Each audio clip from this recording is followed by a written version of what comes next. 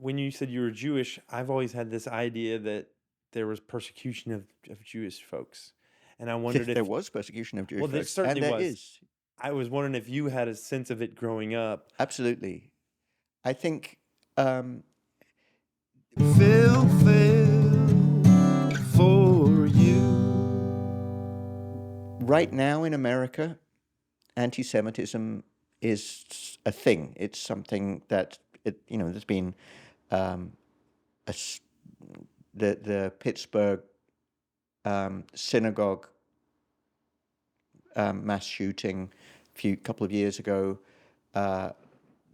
brought that to attention. But then, as right-wing sentiment in the US has grown over the last decade, in general, this is one of the themes has been growing anti-Semitism, and definitely with the big mess in Israel-Palestine right now, we're very conscious right now of anti-Semitism in the US on college campuses and elsewhere. But broadly speaking, America over the last 30, 40 years has been a place where anti-Semitism has been less visible than it always was in Britain. So I was very conscious of there being people that would call Jews Yids. Yids. Y-I-D-S. Meaning that you spoke Yiddish? No, it's just a negative. I mean, literally, perhaps it relates to Yiddish, but it was it was a slur, racial slur. It was just a racial slur, and there were people in the National Front, which was the then most prominent right-wing organization when I was growing up. There would be people, skinheads, as we would call them, so shaved skin. Often they might have swastika tattoos or other. It was quite clear where they were coming from, and they'd be like spray painting swastikas in Jewish cemeteries and stuff like that.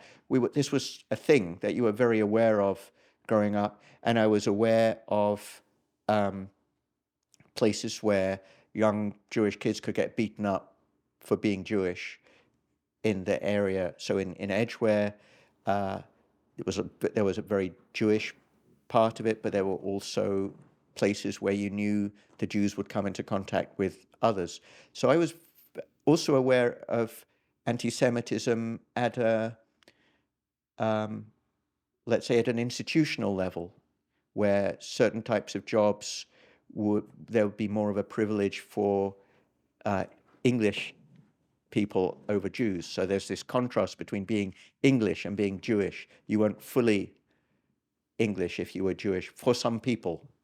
Not quite as extreme as earlier in Poland, where the Jews in Poland, so both sides of my family date back to Poland. Okay.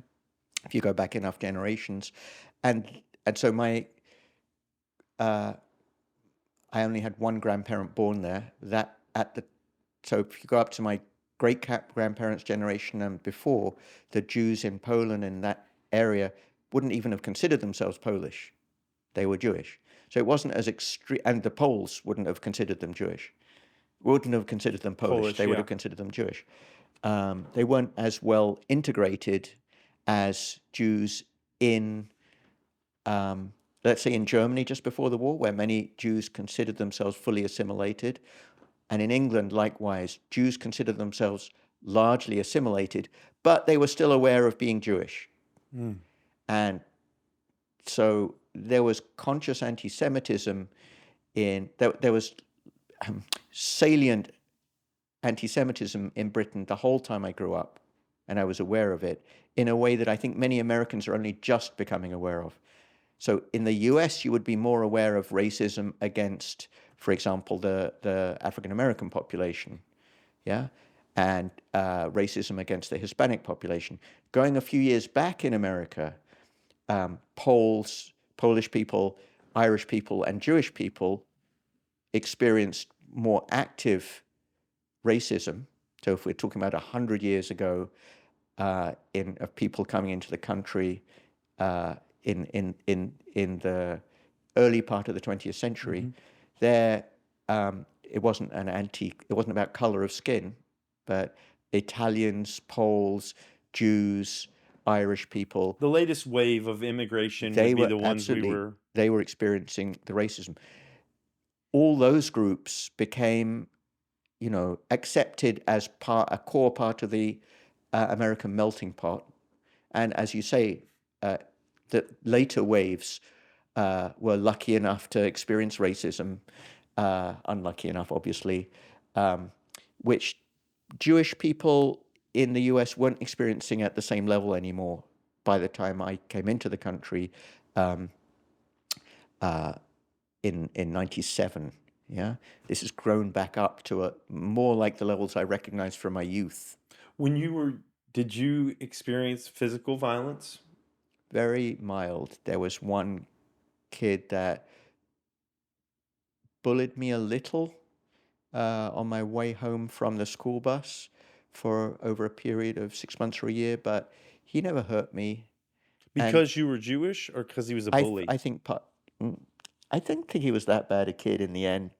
He was bigger than me. He was a bit of a bully, but not. He wasn't and I think the Jewishness was part of like the alienness of me Yeah. relative to him. But I didn't experience very much, but I definitely knew people who experienced it. And my family in England is much more oriented around being Jewish and their Jewish identity. So they go to synagogue much more often. And one of the things that my brothers-in-law are doing as a regular part of their life and have been doing as a regular part of their life for years is helping provide security at the synagogue.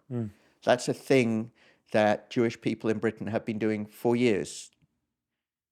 Security at the synagogue. What does that even mean? Standing outside the door, looking out for trouble,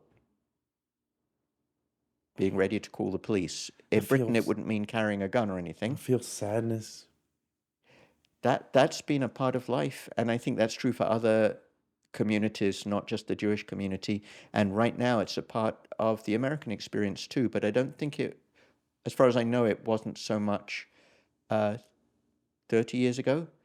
I bet it was informally 100 years ago. Yeah. And definitely whenever things have got noisy, like when there's a war going on in Israel-Palestine, then there'll be some pushback against Jews, whatever they do or don't think about the war. Yeah. They'll experience some increased danger. I'm not Jewish. Yeah.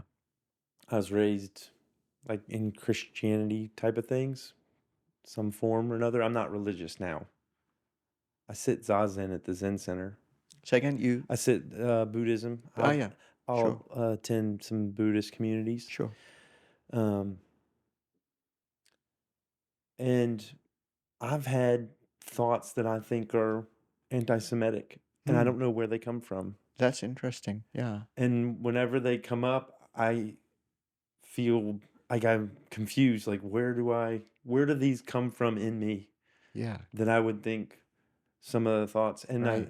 I maybe been exposed some films or some stuff because I remember I have some distant memory of something about the Rothschilds like investing in war on both sides, or some picture of a man with his hand around the globe, or good. Yeah. So this propaganda influences people, but it's often not the consciously produced propaganda, like the image of the Jewish globalist entrapping people, which is a classic Nazi symbolism. That's picked up on, by the way, by the current right wing. Whenever they talk about globalists, they mean Jews. They're using the resonances. that's the dog whistle. Absolutely, yeah. So it's not just through conscious propaganda, but we also pick up these stereotypes in just casual conversation without anyone meaning to be bad or say bad things about groups. We pick up attitudes and stereotypes. And so there's a lot of work on what's called implicit bias, the idea that we can be biased against groups without recognizing it in ourselves. And this is a controversial issue. Some people say it doesn't make any sense and they poo-poo the idea. Uh, Many of the people who take that attitude have some vested interest in maintaining right-wing tropes. Yeah. So go figure. Yeah. It's a slight digression and I want to get back into your life story, but as you talk about, you know, Yeah. racism and your experience growing up, I'm thinking about how racism plays a part in my life. How are you thinking about that? Well, I was born Just in in, Mississippi yeah. and I was exposed to a lot of racism there and almost raised in this culture of it, probably Right. more subtly than overtly. I didn't have any, no one was in the Ku Klux Klan in my family, no one, overtly, Right. but it's like I know it through just thoughts. Yeah. It's terrible. And the peculiar thing is becoming aware of things that you thought were natural seemed ordinary. And I've seen changes in my life.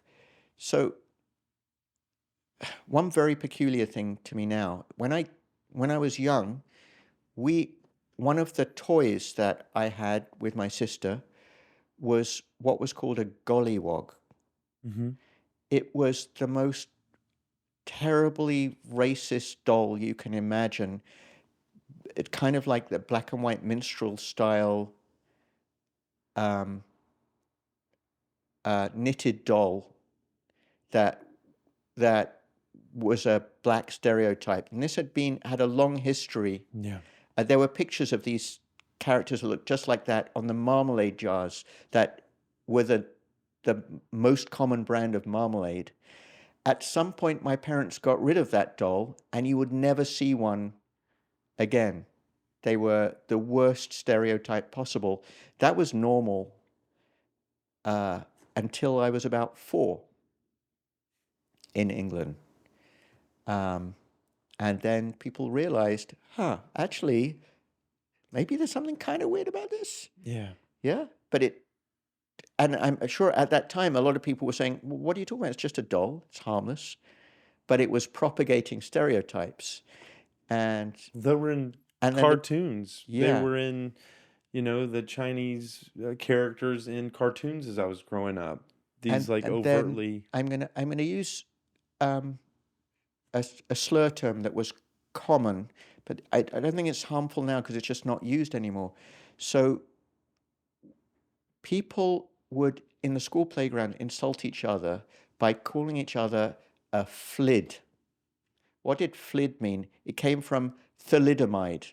It meant a kid who hadn't grown up properly because they were one of the victims of this pill that was given to pregnant mothers that ended up producing children who were not able to develop properly.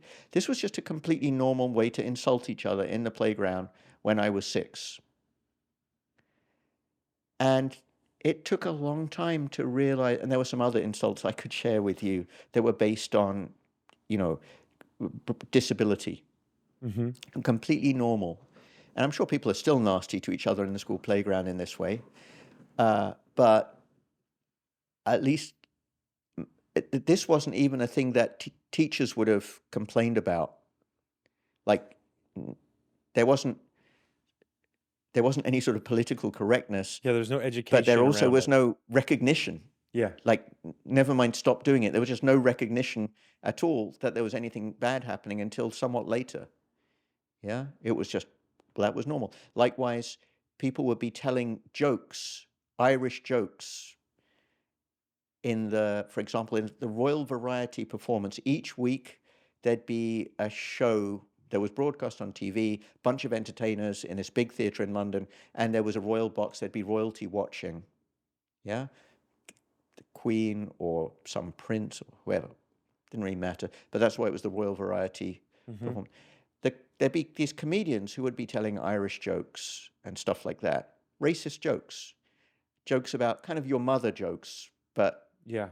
or wife jokes that were picking out the very worst stereotypes about women and their place in society. It was completely normal. Yeah. And I mention royalty because it was like it pervaded society From the from top top to to the bottom. bottom. Yeah.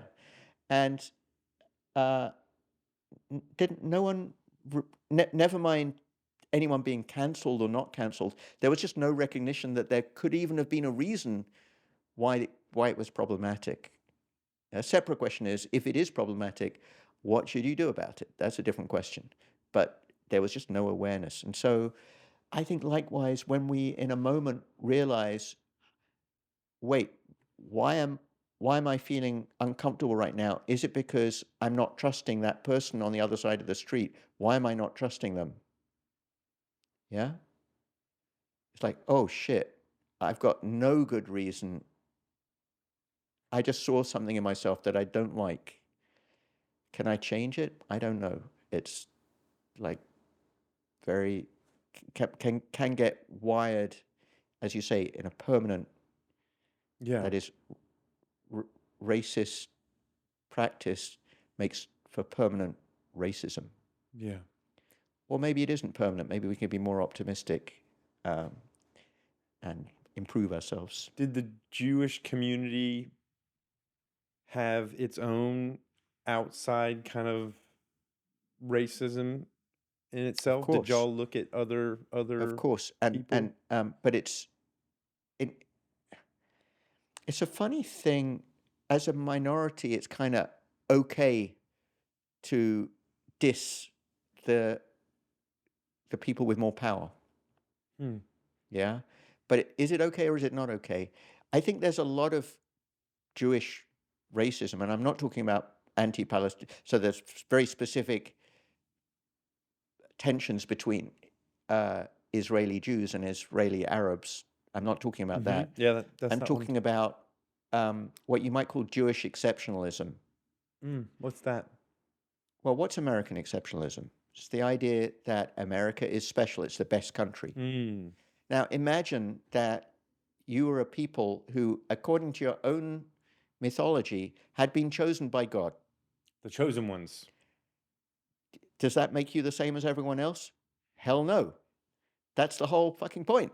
Yeah. The Lord chose this But group. isn't that what everybody's been doing? All the monarchy was like, oh, the Lord chose us to be monarchy. I mean, this whole Of course, divine of course, of divinity course. But then authority. by creating, by defining yourself as special, you're thereby automatically at some level disdaining Yeah.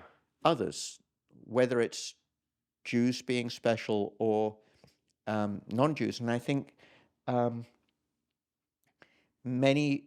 so my parents were part of the Jewish diaspora. I am part of the Jewish diaspora. So Jews from 2,000 years ago were cast out from Jerusalem by the Romans, right? And that's the diaspora. That is the diaspora. Okay. The diaspora is the spreading of Jews Jews. from one place. In this place, it was Jerusalem. They went in different directions, Yeah. into, across Africa and up into Spain, or in complicated paths up through into Eastern Europe, into Germany.